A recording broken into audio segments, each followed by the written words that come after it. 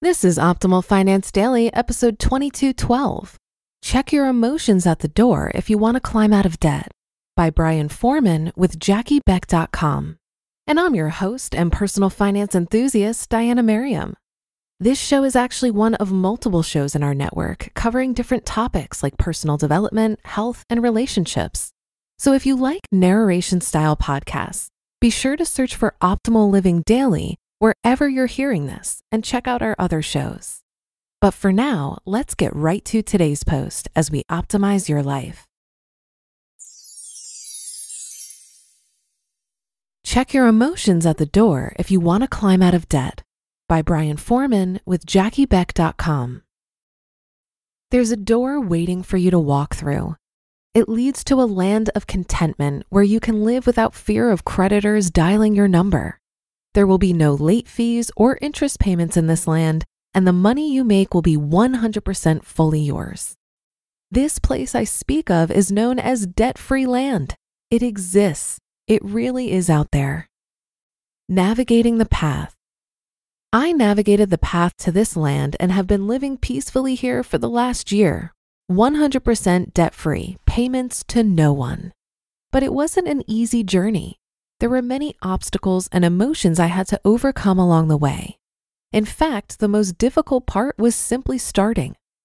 When you choose to live a debt-free lifestyle, it changes the way you think about everything. I don't think I'm overstating that. It's that big of a deal. There will be many practical and logical steps you'll have to take to live debt-free. But the biggest steps, the ones that will keep you from starting, rest completely in your mind and emotions. When my wife and I chose to pursue a debt-free existence, there were multiple emotional and psychological barriers we had to overcome. Here's what we had to come to grips with and face head on. Number 1, bucking your peers. Let's face it, society doesn't believe in living debt-free. In general, debt is viewed as a tool to get you to where you want to go. Use debt and in X number of years, you can be living the life you've always dreamed of. The idea that you don't need debt to live your daily life is a foreign concept. They don't see or want to see that there are other options. It's easy for us to get sucked into that mentality. I mean, who doesn't have a credit card, right? You can't live without one. Surely you've heard that before. My wife and I were right there for the first dozen years of our marriage. We racked up our credit card bill and paid it off at the end of the month with the best of them.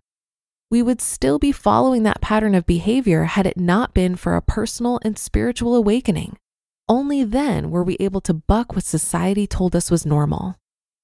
Number 2, being a slave. I was in the middle of leading Dave Ramsey's FPU class at our church when he made this statement in a video lesson. Quote, "You could get a personal finance degree by reading the book of Proverbs in the Bible. Trust me, it's in there." Then he went on with the lesson.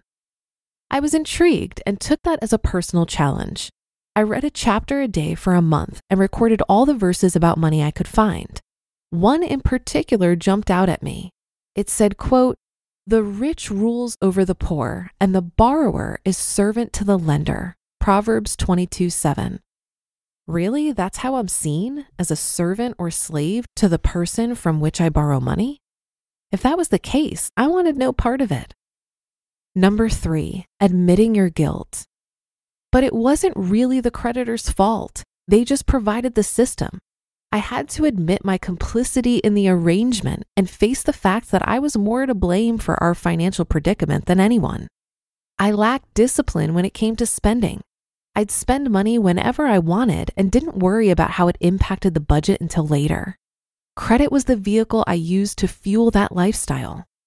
Admitting I was to blame was difficult, but it helped me move forward and seek out an alternative way to pay for purchases. That alternative method became using a debit card and cash to pay for all transactions. Not only was I no longer a slave to the lender, but I had also set a limit on how much I could spend each month. If the money was not in my bank account, I couldn't use my debit card. It was that simple. With that limitation in place, our spending immediately decreased and our savings rate skyrocketed. But old habits can die hard. Number 4, letting go.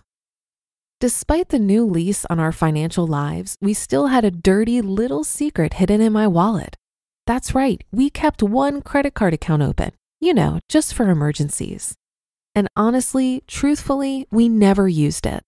But just the fact that we kept it so that we were still dealing with an emotional issue that wouldn't let us entirely commit to a new way of thinking. We were still living with fear. Fear that this new lifestyle might not work out. Fear that we might get stuck in a situation where we couldn't use our debit card. Fear that others would judge us because we didn't have at least one credit card. And that actually happens, by the way. Our fear eventually resulted in a really silly money mistake with that credit card. That mistake was the jolt we needed to say, enough is enough. We're not living in fear anymore. And number 5, climbing the mountain. Not until you face the system and your position in it, admit your guilt, and finally let go can you begin to climb the mountain. Moving from a credit-based existence to a cash-based one wasn't easy for us. In fact, it took us about 90 days before our new budget and spending patterns began to work themselves out efficiently. I'm convinced, though, it played a major role in us moving swiftly through our final debt, the mortgage, to become entirely debt-free. If you're on the debt journey, consider how you might speed up the process. I had a real problem with spending using credit. It was slowing down our debt payoff and thus hindering our wealth accumulation. If that's also your case, perhaps a change of plan is in order. You just listened to the post titled, Check Your Emotions at the Door If You Want to Climb Out of Debt by Brian Foreman with JackieBeck.com. This article reminded me of an exchange I had with an Uber driver not too long ago. He was telling me that his business tanked due to the pandemic, and that's why he was driving for Uber. But he was also stressing about buying a new car and qualifying for a loan, which confused me because the car we were in was really nice. When I told him that I drive a 2010 Mazda 3, he was completely horrified. He said he could never imagine being seen driving such a dumpy car. I could tell how much this desire for a new car stressed him out, and I really felt for the guy because it seemed that his sense of self-worth was so tied up in appearances. Through our conversation, it became clear that the gratification of a new car and what he thought that said about him mattered more to him than relieving some of his financial stress. I think this is pretty much the norm in our consumerist culture, and a big reason why so many people feel that debt is a normal part of life. It takes a lot of intentionality to give up the desire to keep up with the Joneses. Just remember, it is possible to have a full and satisfying life without taking on debt. And the more you engage with content that reinforces this idea, the more likely this mindset shift will occur. And that's a wrap for another Monday show. Have a great rest of your day and start to your week. And I'll be back tomorrow where your optimal life awaits.